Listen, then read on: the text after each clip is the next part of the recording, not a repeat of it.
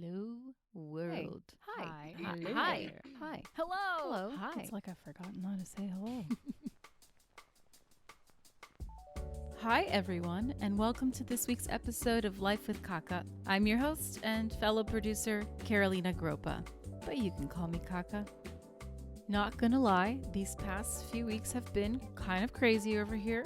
I produced a commercial that shot in the Dominican Republic that's wrapping up, and I'm also about to hop on to a documentary that I'm very excited about.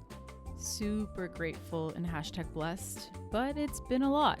True to the nature that is this show, it sometimes gets messy and it's a balancing act and it can be very overwhelming, but I'm here. I'm showing up for you guys and I'm going to continue to do the show for as long as I can. And if it gets too crazy, I'll just let you guys know and we'll take a break. This week, I sat down with indie producer Giulia Caruso. She has had 3 movies at Sundance, 3 consecutive years in a row. She's a true indie film producer.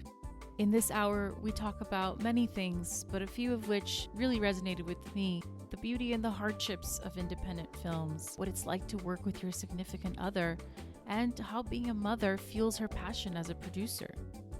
It was really special to edit this episode this week of all the weeks, because yesterday, August 26th, marked my 13th year in LA. Despite how bumpy the ride has sometimes been, I'm still on the roller coaster, and that is worth reflecting on. But enough about me.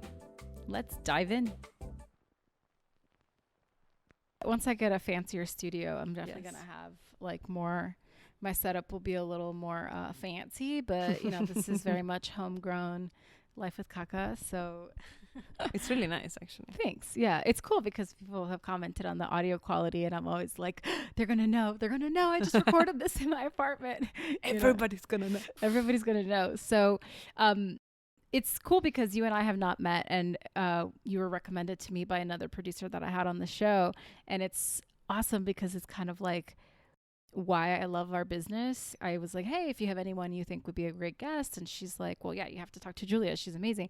And I had like never heard of you. And now here you are on my couch like a week later. I love that about our business. So Yeah, it's nice. So tell us all about you, like who you are, your story, your origin story, how you got here. So I am from Italy, originally. What part?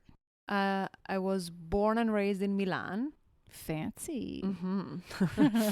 And then I studied in Bologna in my undergrad. And while I was in undergrad, I kind of discovered film. I was into drawing and writing, but hadn't really thought of film. Mm-hmm.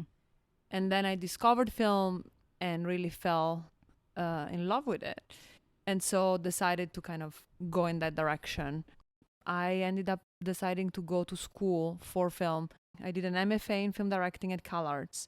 And then, again, sort of in that process, I discovered that I actually enjoyed. I started ADing and producing some shorts, discovered that I enjoyed it quite a bit. And I loved spreadsheets and color coding and all of that. Yes. Really fell into Google Docs. That was a big turning point. This is not sponsored by Google Docs, but it should be. Should be. It should be. And that's sort of like it organically happened. You know, I just started doing it for friends, and then my producing partner and I, when I was about to graduate in my last year, we started a small company that kind of started as an artist collective. So it was more about filmmakers coming together, working together, collaborating, continuing collaborations that we'd started.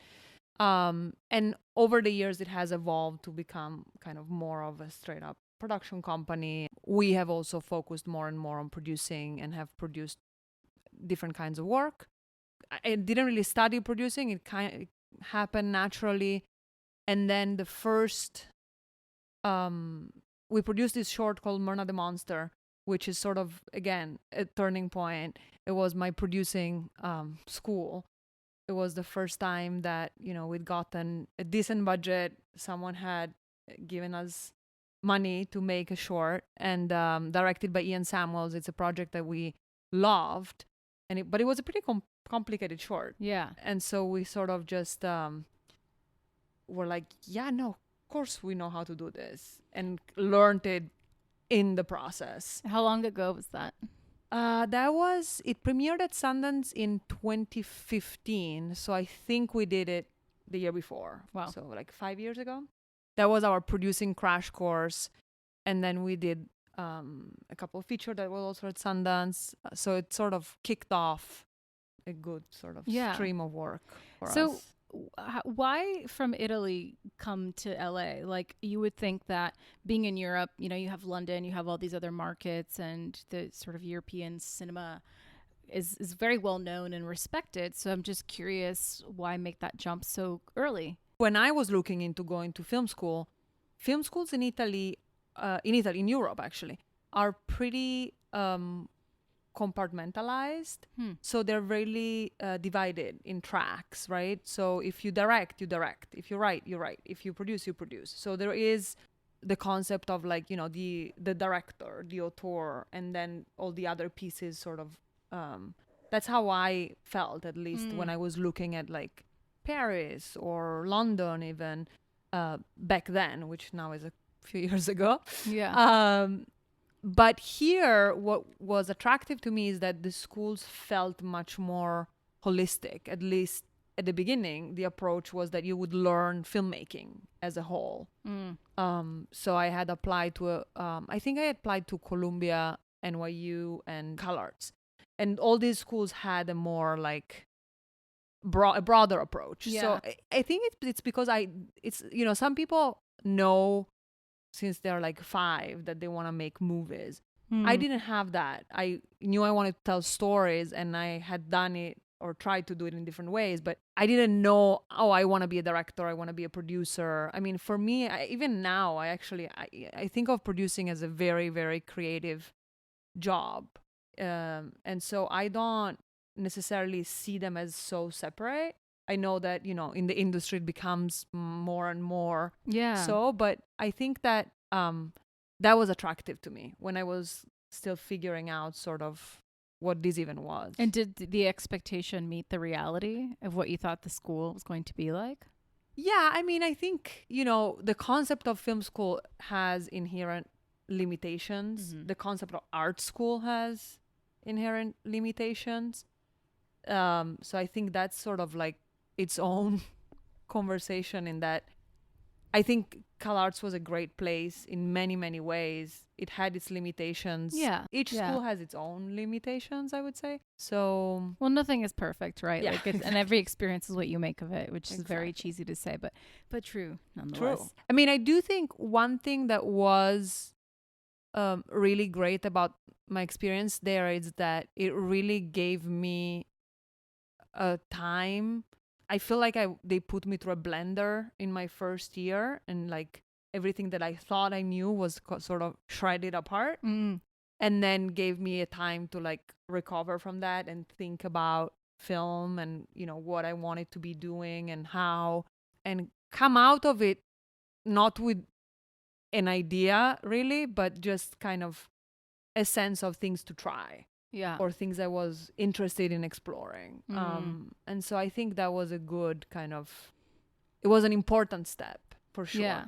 So what year was that you moved here? This is my 10th anniversary. Ooh, so congrats. What an honor. 2009, I think. Wow. I've been here, August will be my 13th year. So nice.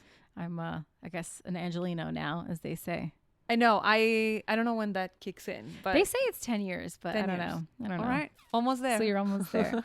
That's amazing. Okay. So 10 years. And then really, would you say the first thing that you produced that sort of like put you out there, jump-started your career, what have you, was it that short? Was it?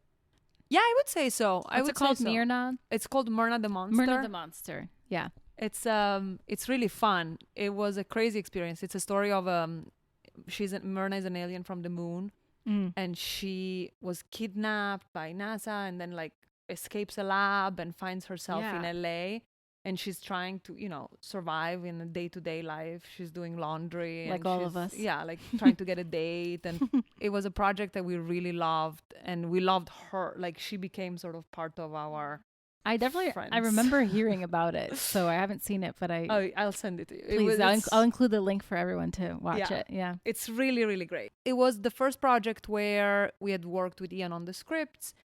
I mean, he had these ideas that we loved, and so we'd been working on the scripts, and then MTV Other was interested in doing it originally as like a 3-episode series, and then it sort of became this short.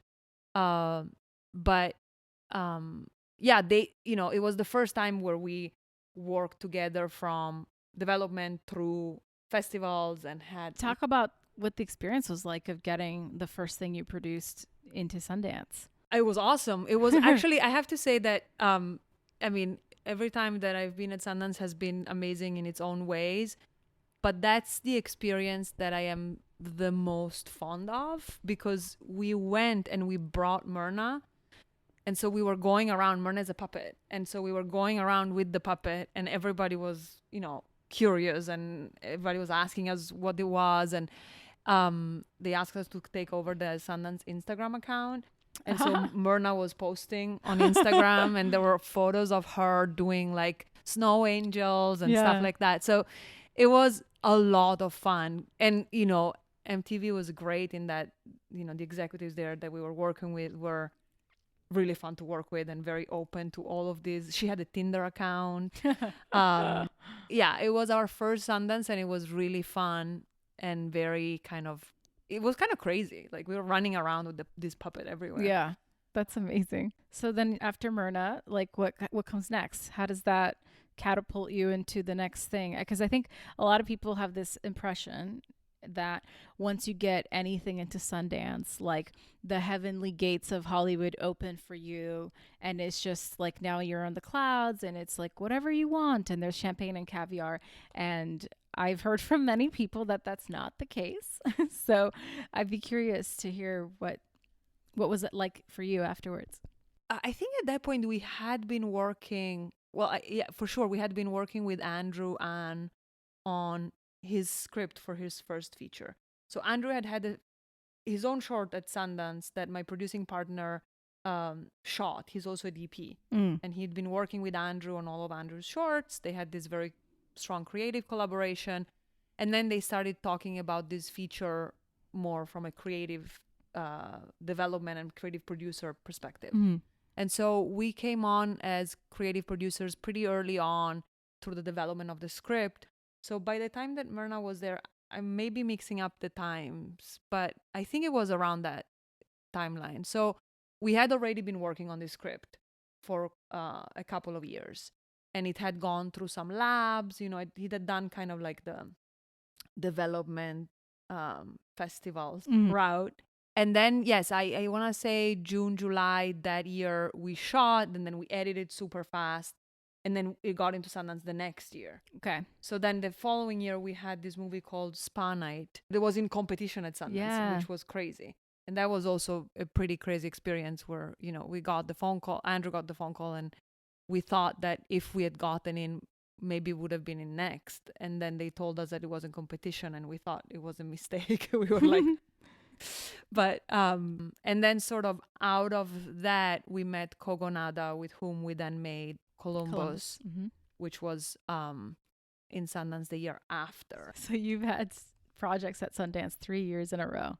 Yeah, we had like Amazing. a crazy 3 year stream. Trifecta. And then stopped. And then we had the baby. So that was the big... So is this producing partner DP also your husband? Yes. Okay.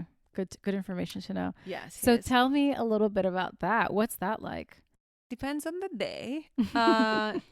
Most days it's really great. We are very different filmmakers, which I think is good. It helps our balance.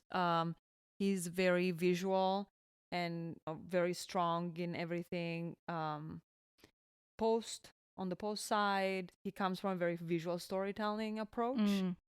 And he knows a lot more than I do about film and film history. And whereas I come more from a literary background.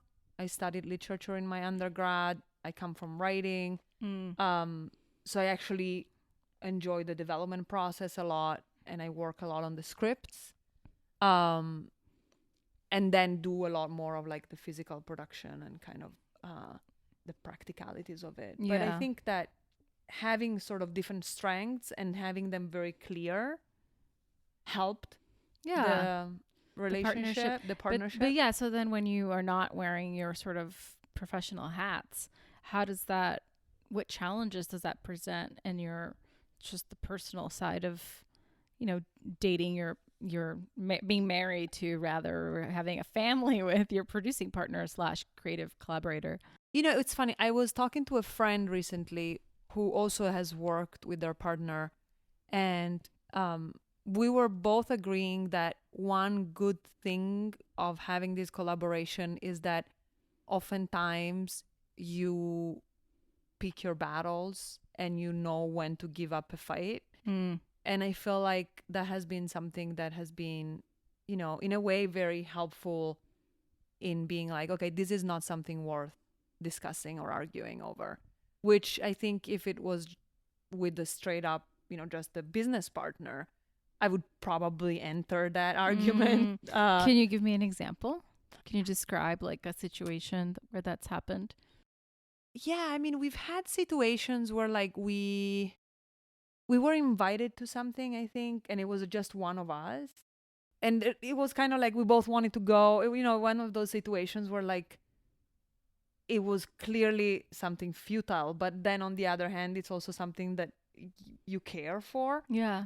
And I was just like, yeah, this is not worth an argument. Like, this is really not. So I think in many circumstances, you sort of like are able to give up on certain things and be like, yeah, I don't want to go home and then carry this, you know, over dinner and in bed at night and next morning. But do you feel like learning how to navigate those conversations in your personal life with someone who's also in this industry and you work creatively with helps you, for example, when you are going to have a similar conversation, say you're working with a DP you don't know or another person who you're not married to, do you think that that insight helps you and shapes the way that you navigate other parts of your professional life? I think so. I think it does. I also think, you know, just professionally, like it's useful to have someone next to you going through different stages of putting together a movie that you can look at and be like,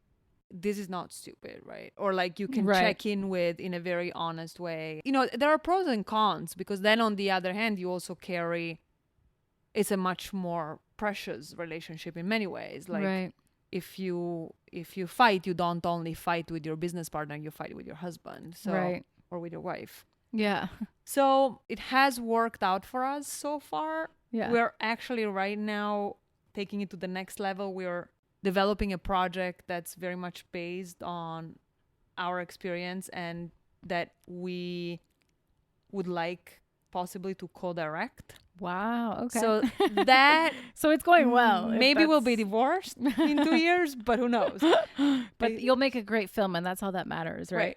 Then we'll talk about it separately in interviews after. Yeah, for sure. A lot of awkward panels in your future. Yeah, exactly. It works for us.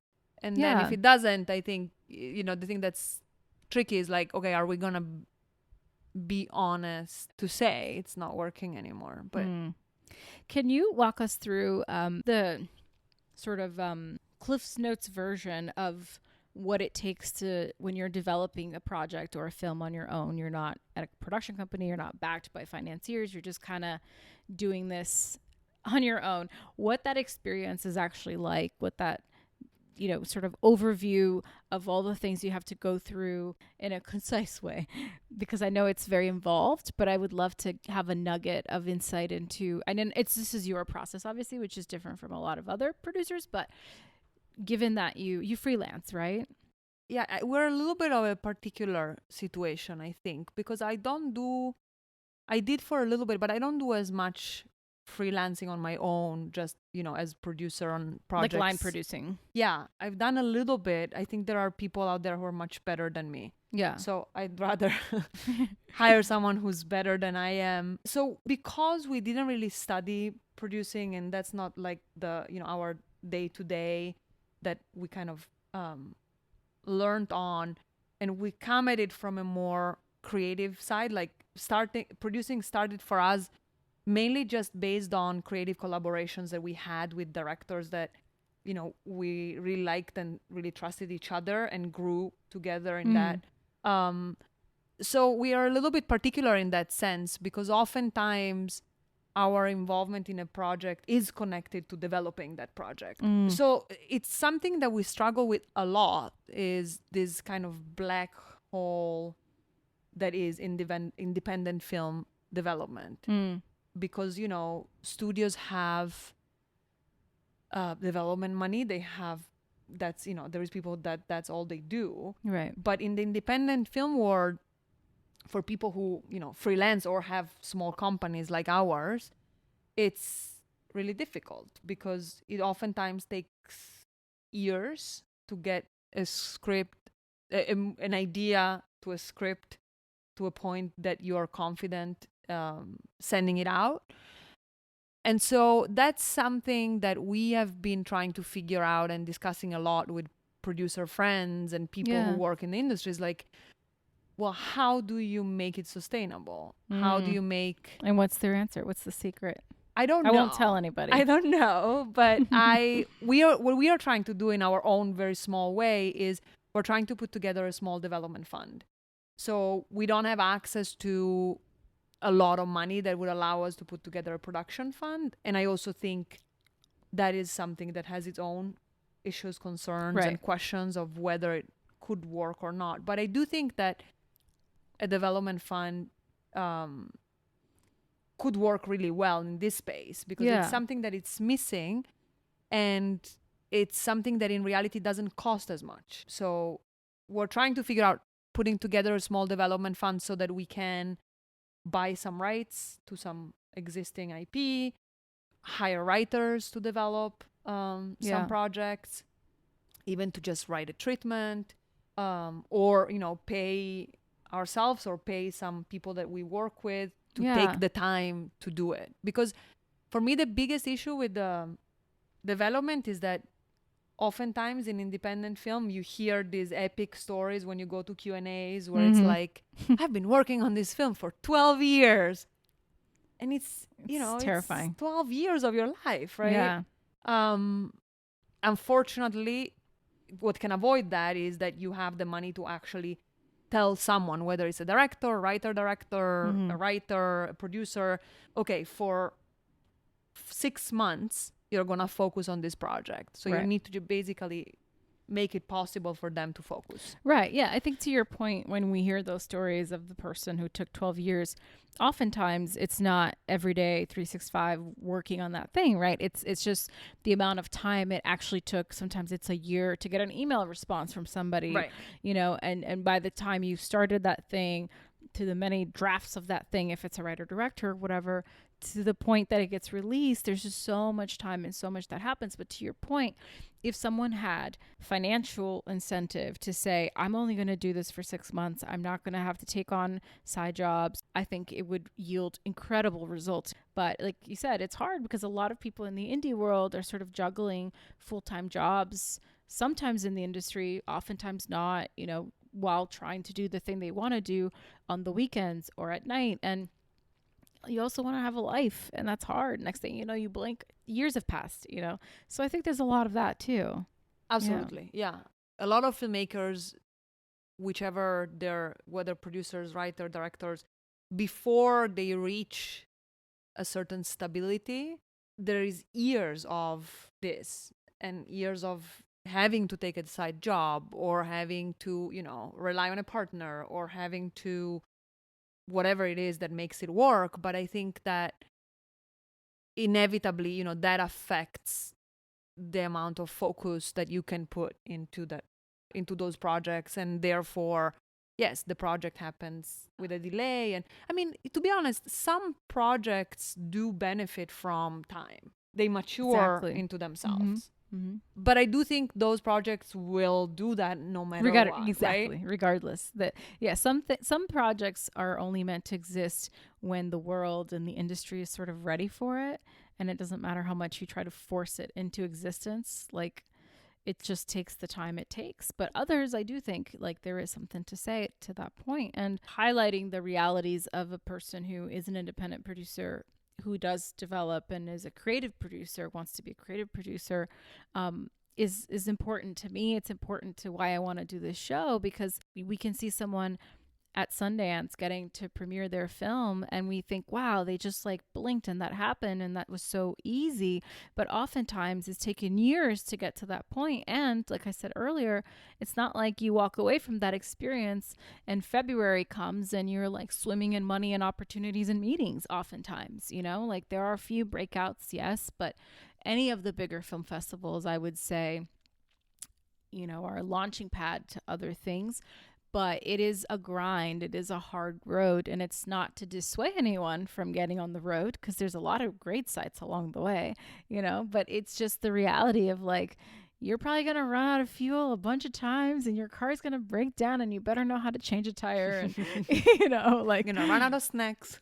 run out of snacks. There's a baby screaming in the back. There's a dog. Like, there's no bathroom in sight.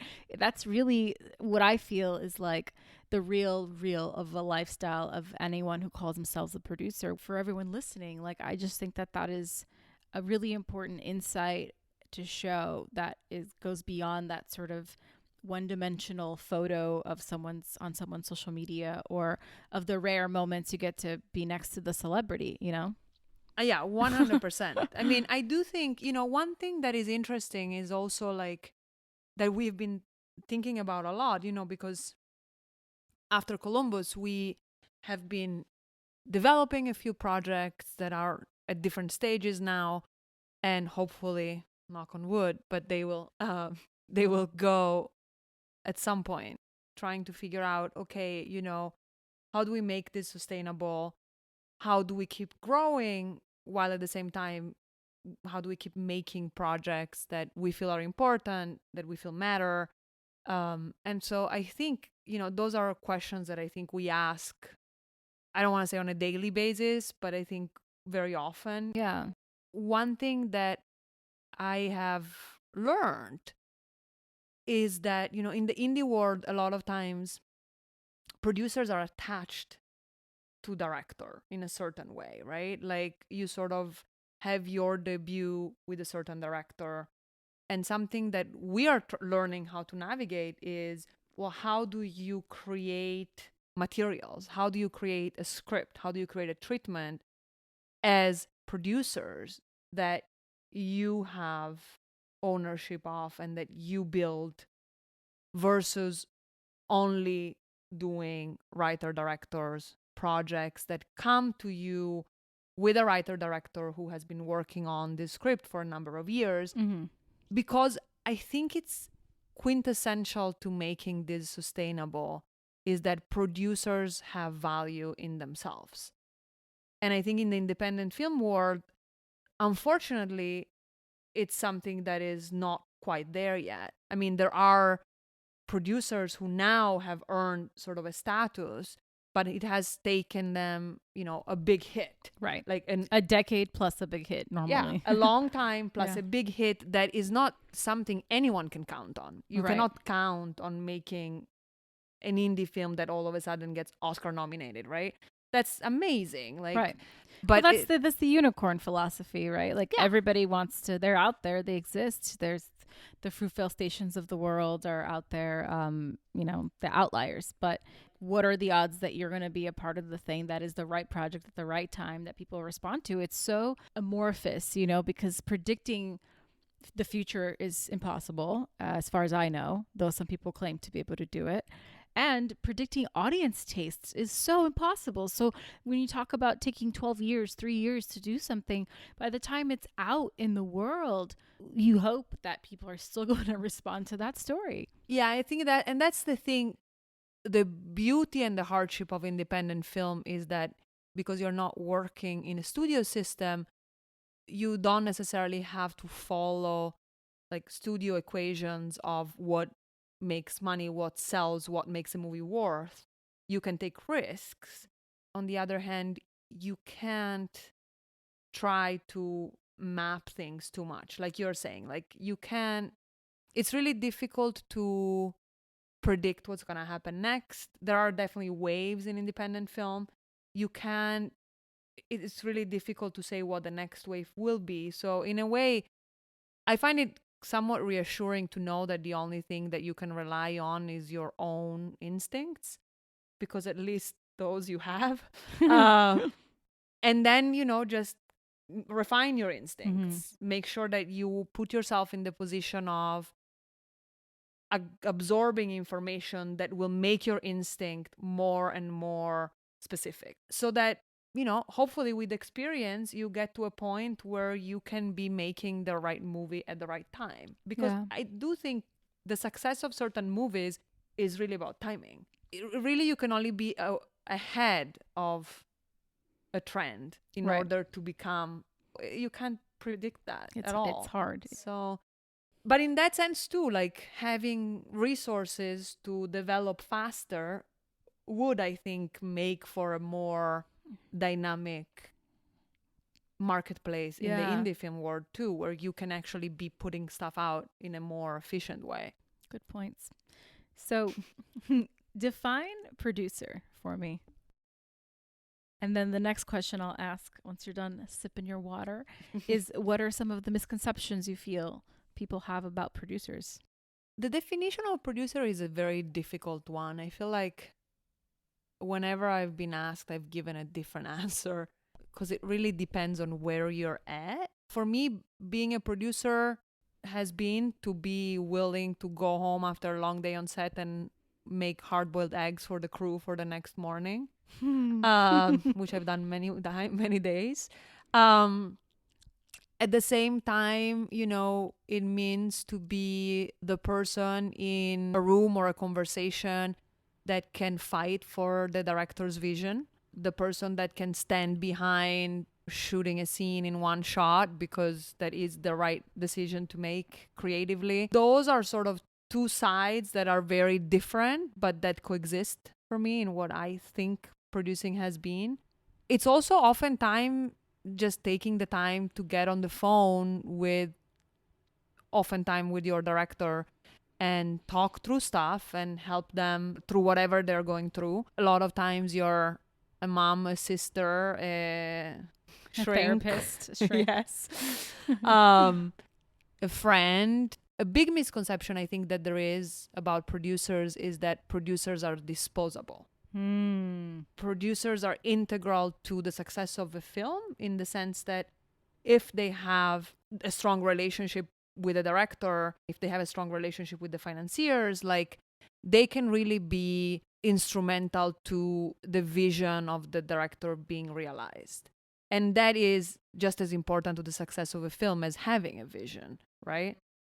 So I think this is a huge misconception, especially as you grow into the industry, into bigger budgets, that creative producers or individual producers are disposable, that they're replaceable, that anyone can be doing that job. That's a huge mistake and a huge waste of money, to be fairly honest with you, because what you have built in that relationship is irreplaceable. It's something that, gives you a shorthand in many ways that would, I think, end up saving a lot of time and money. There's a lot of stories I've heard, and people personally I know who've had this experience of being the indie producer who does get to develop and attach themselves to that writer director, who then wins the Sundance, becomes the hit, the talk of the town, and then their next project, they go and take it to the studio, and that writer director wants to bring their producer, because that's the person who's been their right hand, who's been their friend, like you said, their brother, their sister,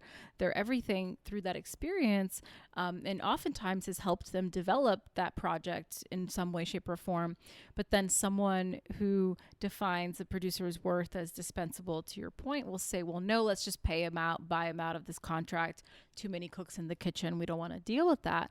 And it puts that creative in a really precarious spot where they have to decide, well, do I go make my movie with Warner Brothers, or do I stay loyal to the person who sort of helped build me up? I think it creates a lot of this sort of early seeds of the cynicism and mistrust that is created in our industry sort of starts there, because when you're navigating the indie world, it feels like people usually play in the sandbox really well together. There's a lot of respect for the hustle and how hard it is. And then the moment that you're sort of picked from obscurity and lifted up of the sandbox and thrown into like a sand pool, I don't know what the rich people do, you know, then it's like, yacht. On a yacht, you know, like then you're in a whole separate ball game and you can no longer play with the kids who are from the poor part of town. You know, what I find very interesting is that, like, I understand why someone would, you know, take the opportunity to make their movie.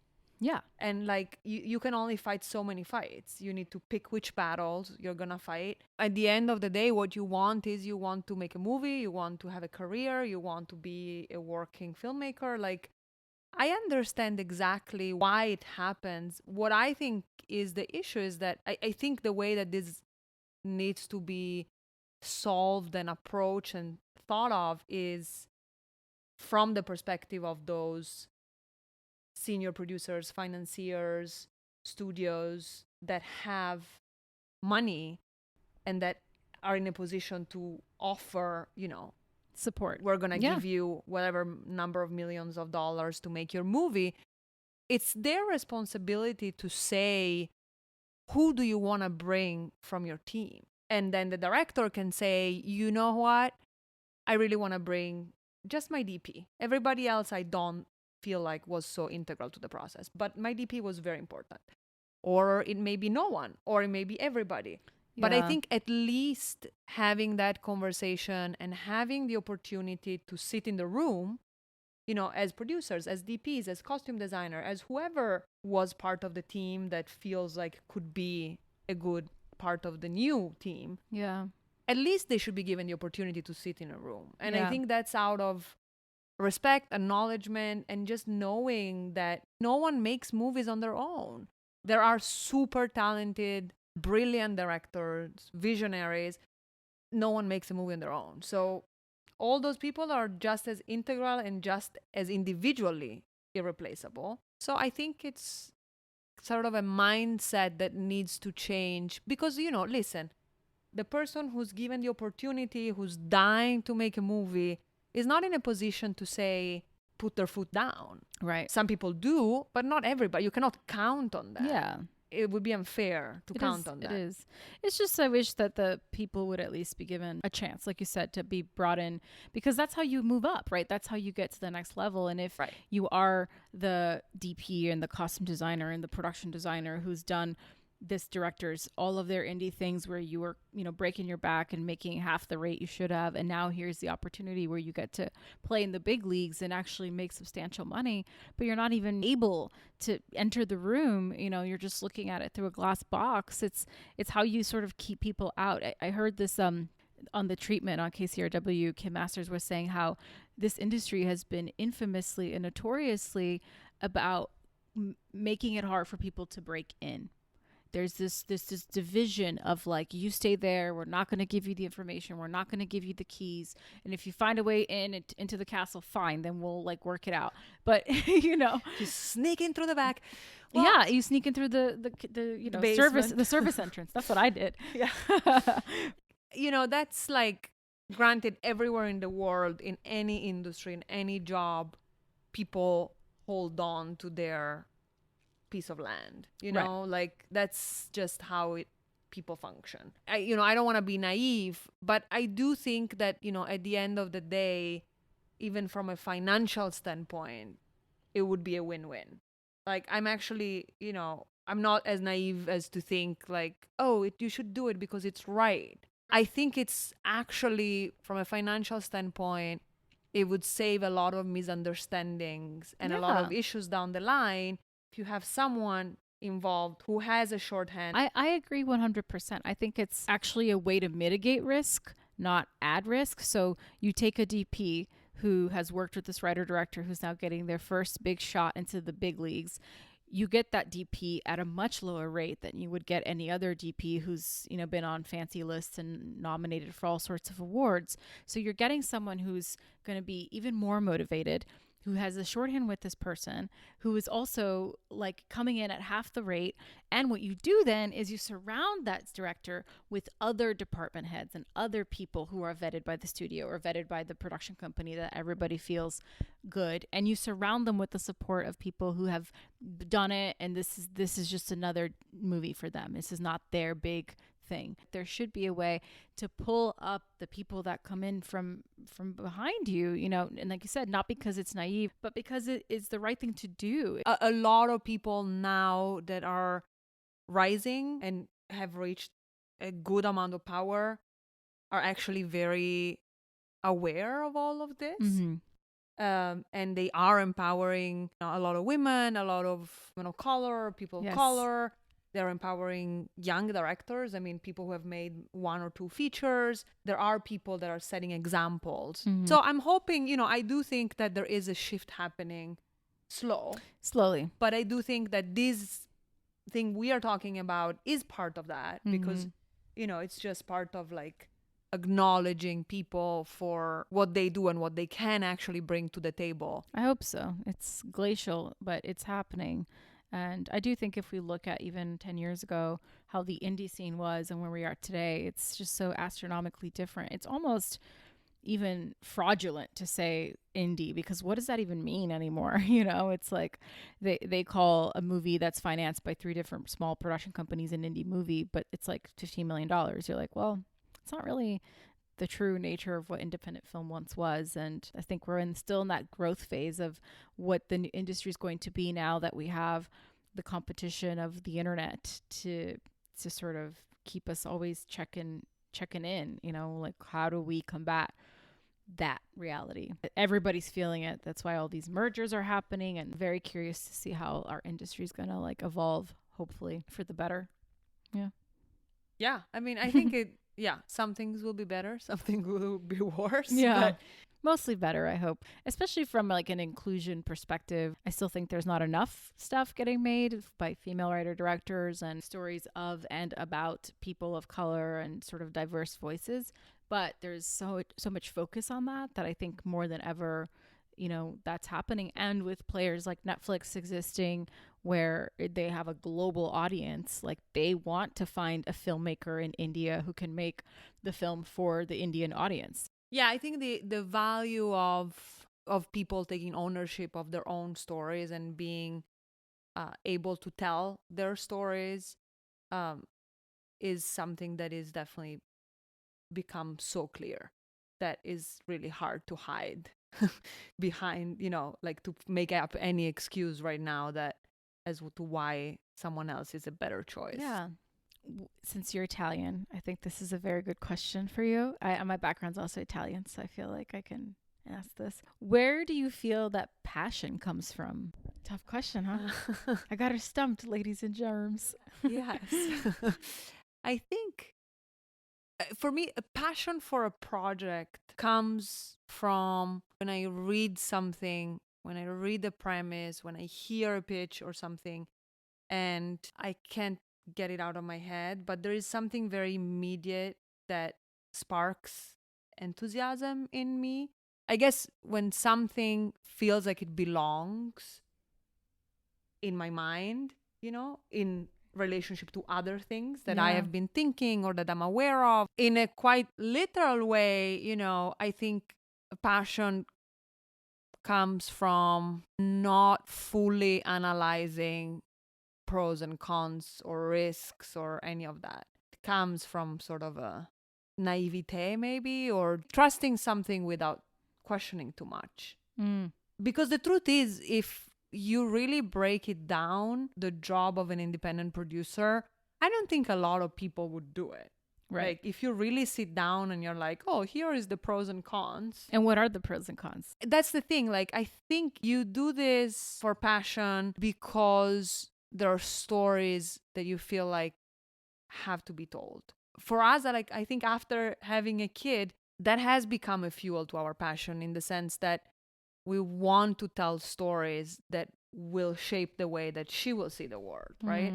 Whatever the origin of it, you ultimately do this job because of that. If that piece is gone, there isn't enough money in it to justify it. there is a lot of stress. In Italian, we say, I don't think the game is worth the candle, which I don't know what it means. Wait, how do you say that? Say it in Italian? Il gioco non vale la candela. Okay. I don't know why. I don't know exactly literally what it means. But the concept is, that the game is not worth what you're putting into it. That's really what it comes down to. I mean, the cons are that it's a really unstable and unpredictable lifestyle. Yeah. I was talking to a friend who also has kids, and it's like, how do you navigate that? Like, how do you take care? First of all, have the resources for childcare.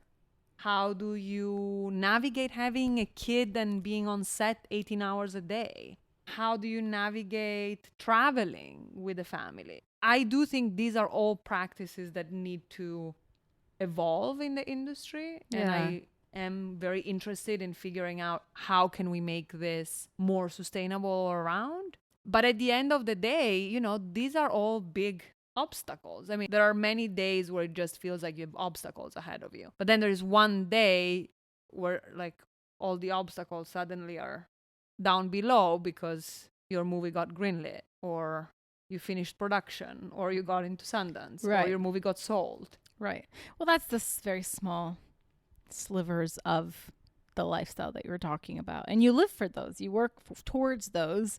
You're not just doing it in a vacuum. You do want to find that success so you can have that balance and you can have the resources to sustain the lifestyle.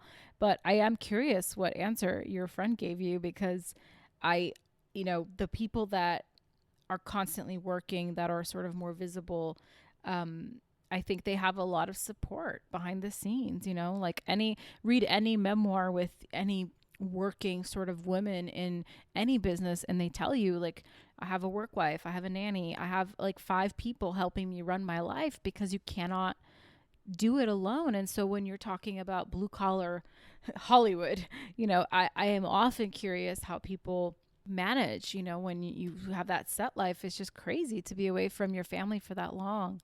I mean, the truth is, for a lot of crew, it's not worth taking a job if it doesn't pay a certain amount of money, because they're going to spend more than half their salary on nannies. I mean, that's really what it comes down to.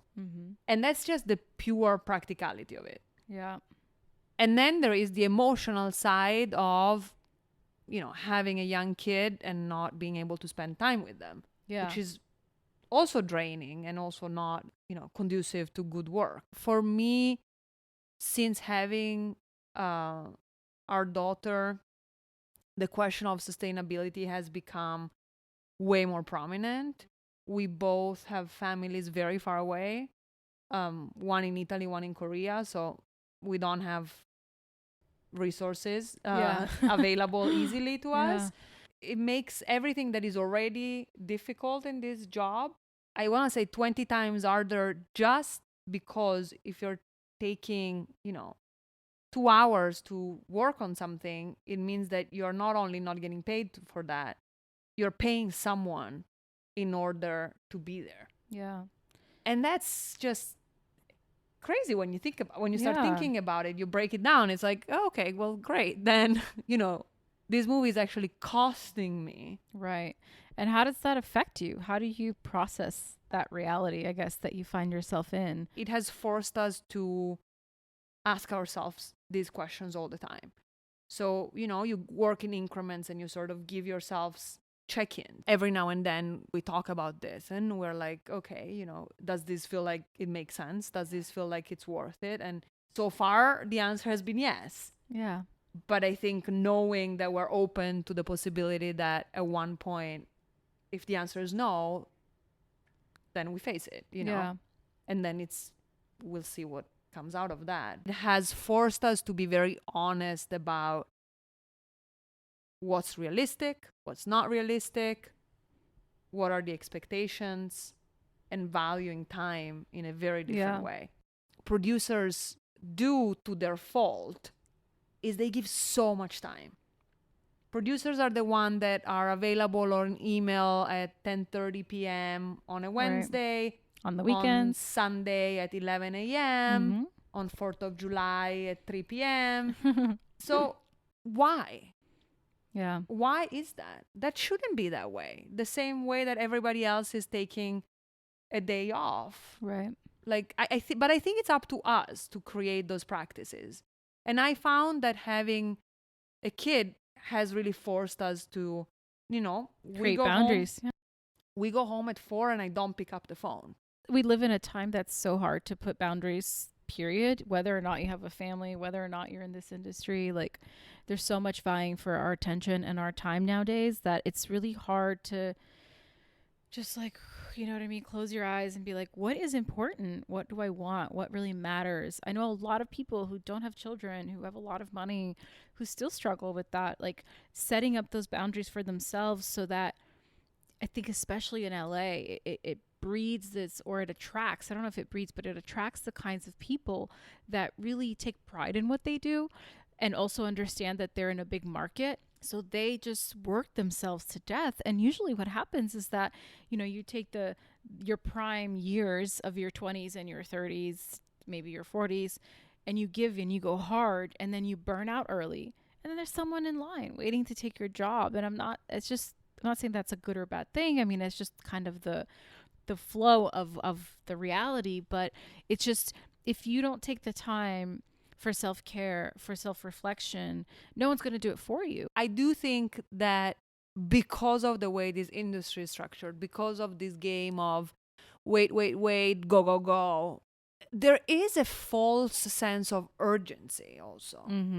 I have had straight up panic when we travel a lot, because we have family all over the world, because we've been at festivals all over the world, because we work with filmmakers from different places. So I've had straight up panic when I was traveling.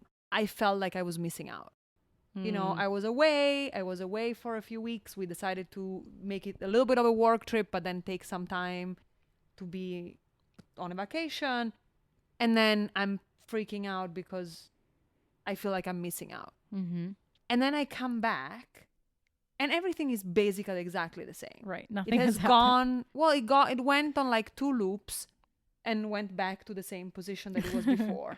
But those 2 loops felt super urgent for a day. Right. And I think this is a cultural thing. Like, we owe it to ourselves to create the culture of the work we want to be making and living in. Yes. And I think the thing we often forget is that having a computer that fits in your pocket is a new thing. Like, movies and television have been made for almost 100 years now, I think. So people have done it, and they've done production, and they've done development, and they've made things happen in a time before you could just call someone's phone, before there were even landlines in someone's house. Like, you just had your office hours. You just worked the hours you worked, and anything else, you just waited till the next morning. Like, I always see those scenes in movies where somebody's at like some random hotel and they get a call, and then the person comes to their table. They're like, oh, there's a call from your boss in New York, and they're in California. And that's when you know that shit's like, it's an emergency, right? Because that never happens. And we've become where that's the norm all the time now. Yeah. So it's just reminding ourselves that, especially as the people who sort of are in oftentimes the position of power, it's like, well, if we want to set those boundaries for ourselves, we also cannot expect crew to respond to an email at 10 o'clock at night if it isn't urgent, if it isn't a thing. Yeah, I mean, like, I do think as producers, you put out a lot of fires, as they say. Yeah. But you don't need to make a fire out of just to pie, put it out. You know what I mean? Like, just let it be. Yeah. Cool. Well, that's all really good stuff. I guess my last question, which is one I like to ask often, and I think people get this question all the time, but I always find that there's value to it no matter what. I think, like, when you go to a Q&A, it's always the question. What advice would you give to someone who's listening to this, who's young, maybe who's in Italy, because we're a global audience, and they hear your story and they say, wow, I want to make movies. I want to tell stories. I want to sign up for this crazy lifestyle. What advice would you give for them? Well, the sort of general philosophical advice would be to follow your dreams, but not forget to live your life. That's a really good answer. That's definitely the quote of the pod right there for your episode. The more like practical and kind of thorough answer would be to not settle for something that doesn't work for you. Because you mentioned someone in Italy, I hear a lot of people who work in the industry in Italy complaining about certain ways the industry works. Or so I think in general, like not settling for something that you're not happy with, whether it's by challenging it or by leaving, that's something that was important for me. Like I didn't feel like there was a place. I didn't work in the industry in Italy, but I didn't feel like there was a place there where I could start. And so I came here. That's why I came here, which doesn't mean I don't have Italian stories in me, but I just want to get to them the way that I feel like it's right. I do believe that change is always good, no matter how it feels in the moment. I agree with that. I have this theory that the only people that are able to continuously evolve are people who go through a lot of changes, whether it's based on their own choice, they made the choice to change, or it was thrusted upon them by the world, by the universe. The people who can withstand change and take the lessons that it always brings become, I think, the better filmmakers, truly, right? Because what you can bring to the table as a filmmaker truly is just your perspective, your experience. Like every story that exists has pretty much already been told. You can't really reinvent the wheel, but what makes it unique is your perspective, and your perspective is shaped by your experiences, which is shaped by often changes and trauma and all the things that have made you in that moment in your life. Yeah, and also don't fear the fact that what you thought was right may not be. You know, like I think that's a change that we always are very scared of, is when you were convinced that something was right and turns out it may not be.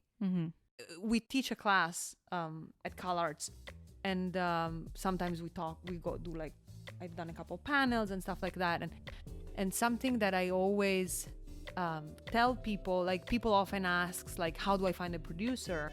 And I always tell them, like, you don't want just any producer. You want the right producer. And I think that's true of financiers. Like, you don't just want anybody's money to make your movie. You want the right match.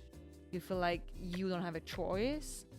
But I think we all do. And actually, we should act on it. Like, you don't just want to partner with anybody. Right. And sometimes you partner with someone you thought they were right and they turn out not to be. Right. But okay, that's a lesson learned. Yeah. But at least you made a choice knowing you had a choice. Right. Like you don't just need to take anything that comes your way because it's coming your way. I mean, it's kind of basic, but I feel like it's something that I have to often tell people, and they're like, oh, that's true. Yeah. Yes. Yes. But thank you so much for coming on the show. Thank you for having me. Of this course. was fun. So, what did you think? I'd love to hear your thoughts on this week's episode. I'm at Carolina Groppa. The show's at Life with Kaka. Thank you so much for tuning in week after week and doing this life thing with me.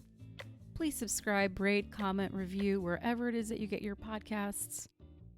And I'll see you next week. Beijos.